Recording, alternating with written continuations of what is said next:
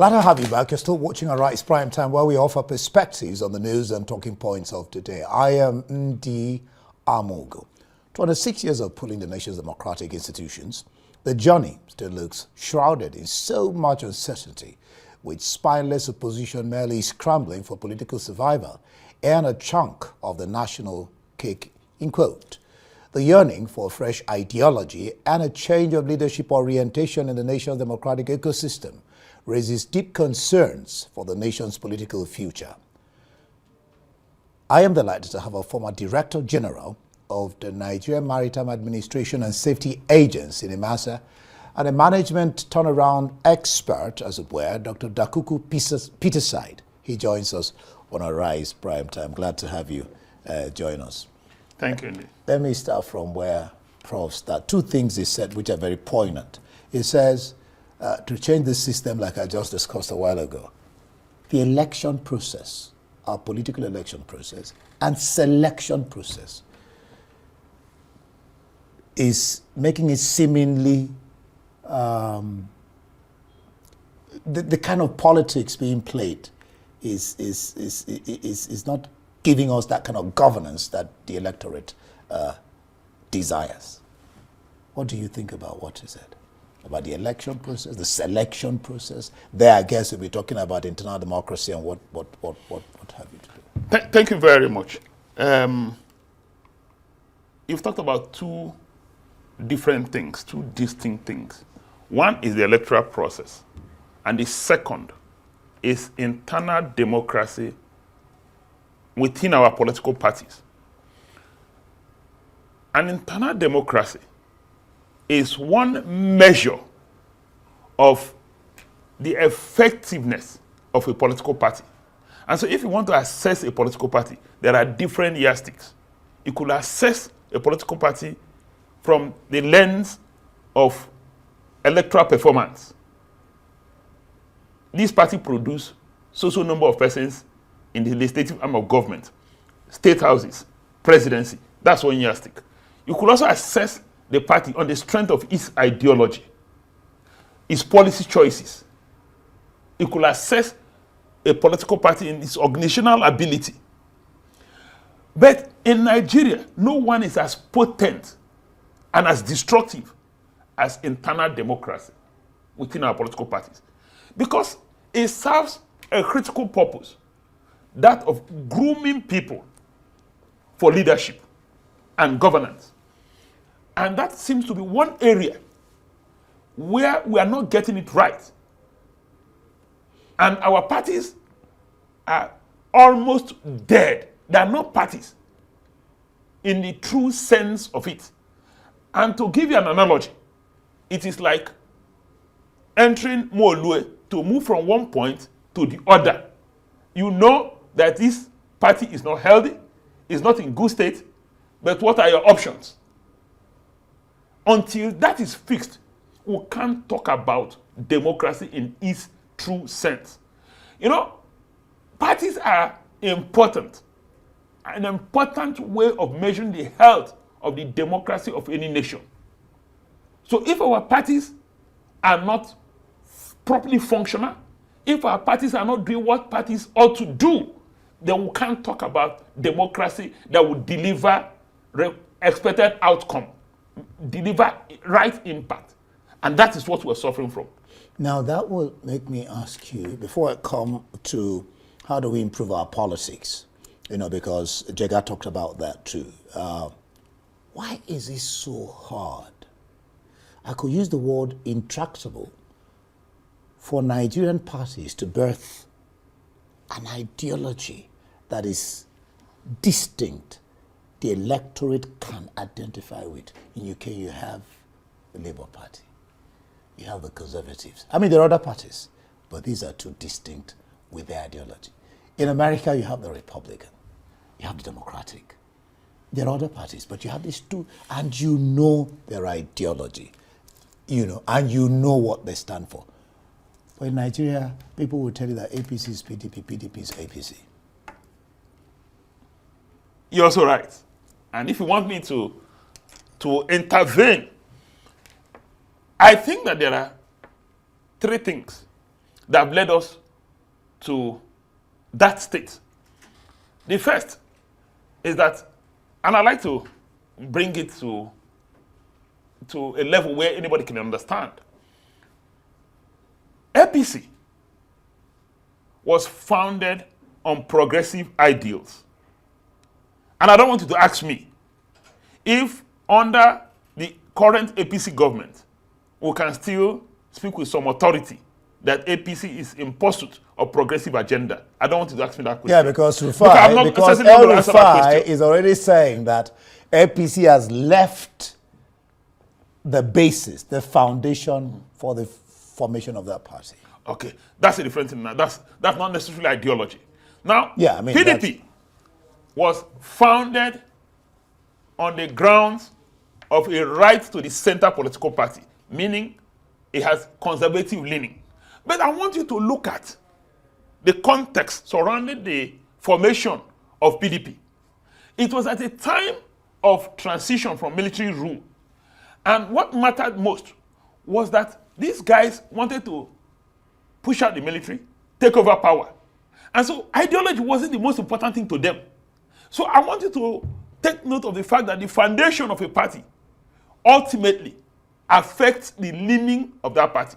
So at the point, PDP was founded as a unifying umbrella for all those who fought the military.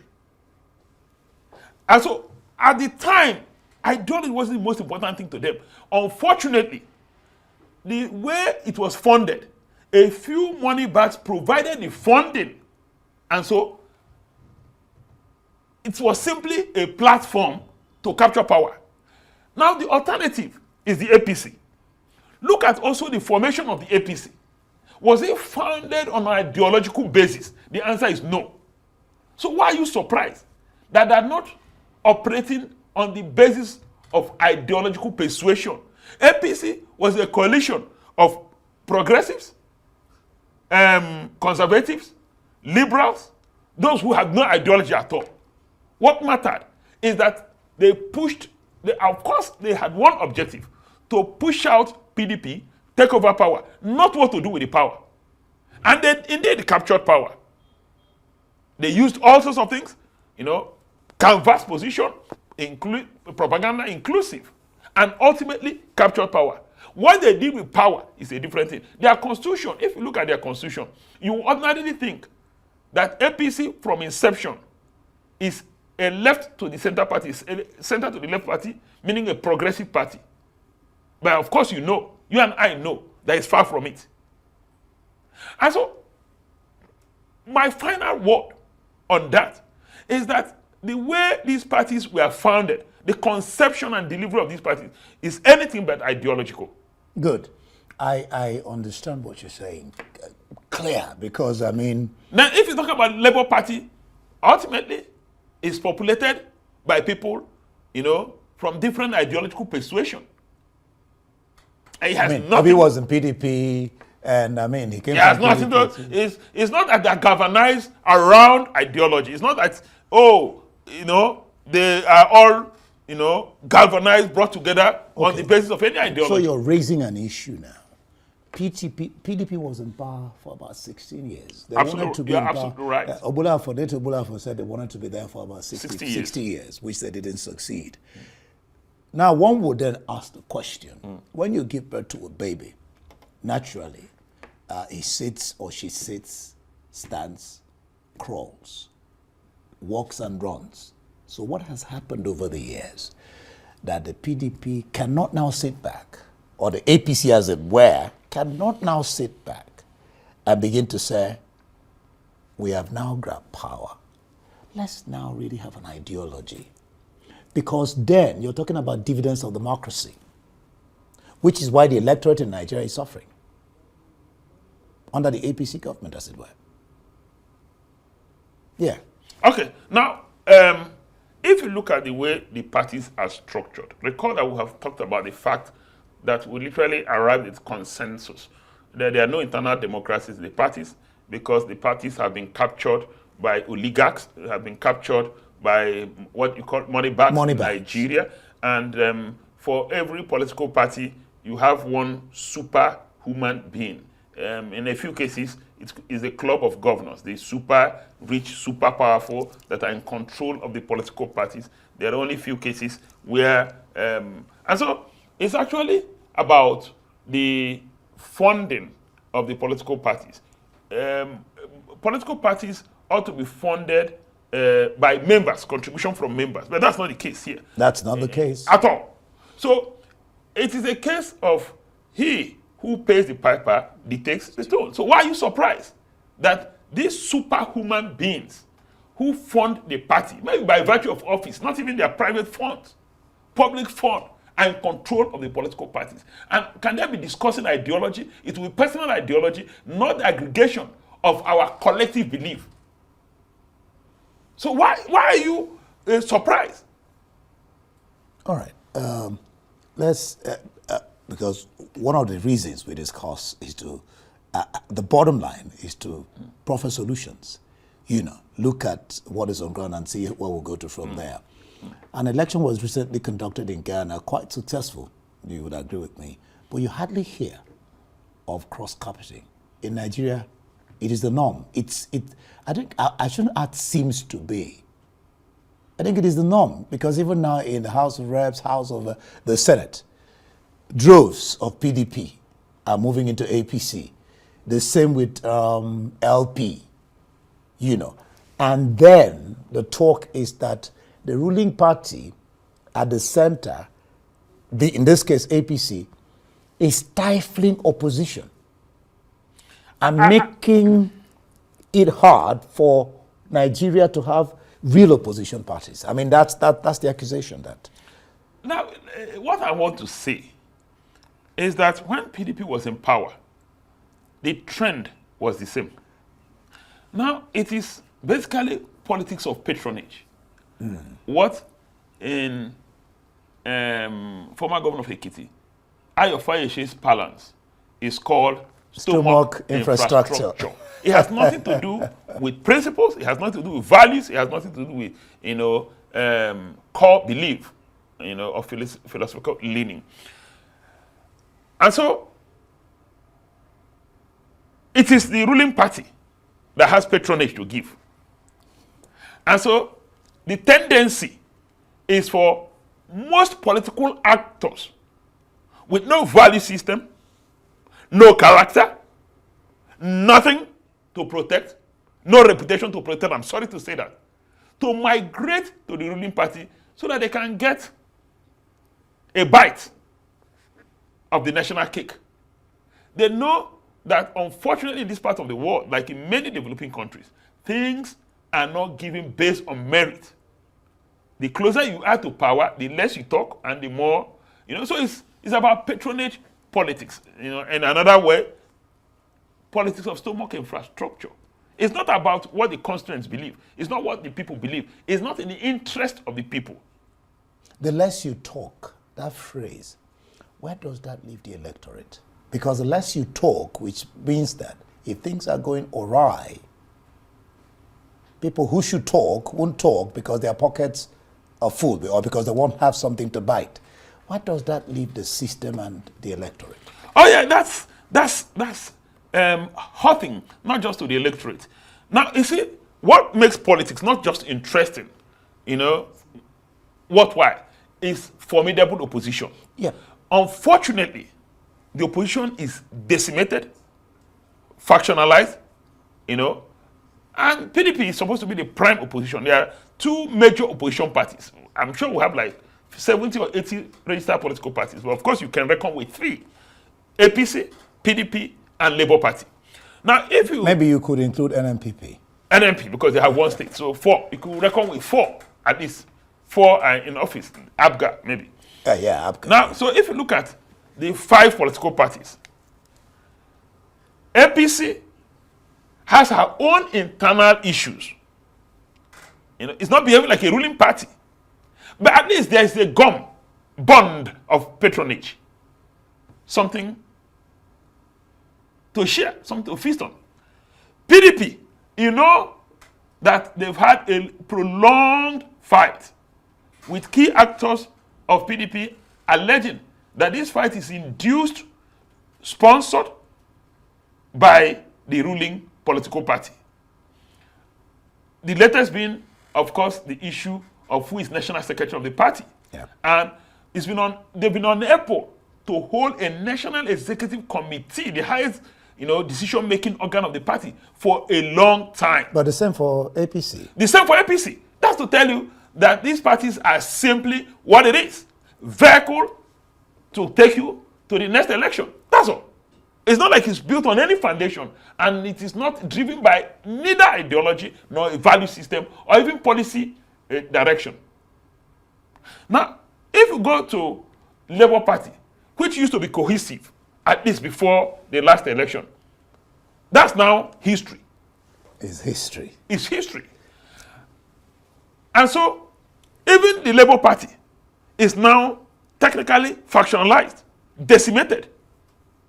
If you go to APGA, I'm sure you know that for a long time, there's been contention about who are the authentic leaders of APGA. Especially the chairman. The chairman. And of course, whether APGA is in alliance with APC or not, none of us can say. But that's perception. And perception matters in politics. It's critical. Parties like to look good, because they understand that perception is critical in political systems. So APGA has that problem to deal with. As for NNPP, they have control of Kano. You also know that there's a Boniface tendency, there's the Kwankwanso tendency in that one single political party. So none of the political parties, none of them. They seem to be sick, all of them. All of them seem to be ill. So where do we go from here? Anyway, it simply affects the quality of our democracy. And then affects the electorate. The electorate. All right. And the electorate actually, in reality, have no option. The options are limited. Except the ballot box, if we get it right. Not necessarily the ballot box. You had raised an issue, which is very fundamental, germane, to the efficacy of democracy, as a vehicle to drive development. Yeah. And that is the electoral system. For as long, and I don't think the challenge is just the Electoral Act. The operators too needed some sort of reorientation. And so, even if we get the Electoral Act right, electronic voting, get all the fundamentals right, and the operators keep behaving the way they are behaving, as if we're in the marketplace, not just an organized market is a different thing. Oh my God. Then we shouldn't expect much. Before I let you run, because we have less than 2 minutes, I'll probably put these two questions in one and hope that you can briefly answer it. You're from Rivers State. In 2023, if I remember correctly, you said APC would take over from Wiki, I think so. It never happened. In 2023, maybe 2022. 2022, sorry. It never happened. But then, of course, you were you assumed office as NIMASA, DG of NIMASA, and of course talk about rebranding, improving morale, promotion of 300 staff. We know all that. But then you were removed as NIMASA DG because you couldn't develop indigenous shipping, losing industry operators' goodwill, and then friction with federal lawmakers, of which you were one before you got there. So one wondered why you couldn't manage that year, All right, thank you very much. Two different questions. That I had said, in sometime in 2022, that APC will take over Rivers State. Very true. That was intention. We worked towards it. But I also know there was internal sabotage both at the federal level and at the state level. When your own party, sets out to sabotage you, I'm sure you're not going to expect a different outcome. It's dangerous to have internal enemies. And I think that must have given us an idea of what transpired. I wasn't the candidate in 2023. Pastor Patrick Coe was candidate. And so it's not like I was speaking out of emotion or sentiment. I have deep understanding of the politics of the area. But it is what it is. It is what it is. Now, the second dimension, I was not removed from Nimasa. I served out my tenure. And I stand to be challenged. Our record remains impeccable. The level of reforms we did is still a reference in the continent of Africa. I didn't say Nigeria. And if you talk about the development of indigenous shipping, it's multifaceted. And so when people lack knowledge, you know, like I keep telling people, and I've said this over and over again, if you are going to assess anybody, you must identify what was the mandate ab initio and what are the KPIs. That's how anybody is assessed anywhere in the world. Yeah, I'm afraid we have to leave it there. There's no time now to delve much into that. But thank you so much, Dakuku Peterside, for being on the program. Good discussion with you.